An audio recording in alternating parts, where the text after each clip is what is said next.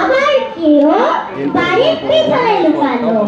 এভাবে করে সবাই লুকিয়ে পড়ল।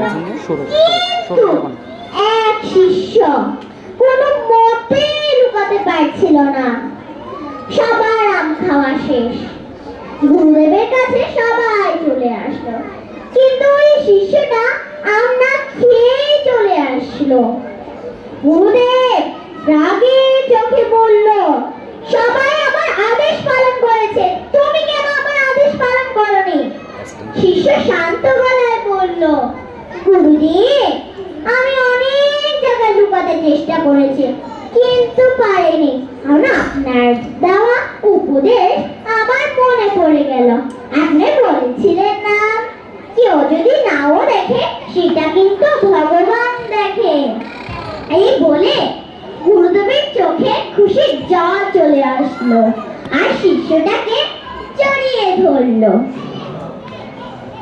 আমরা এই গল্প থেকে এই শিক্ষা পেলাম যে ভগবান সব জায়গায় থাকেন, সব দেখছেন, এবং কেউ যদি নাও দেখে সেটা কিন্তু ভগবান দেখছেন।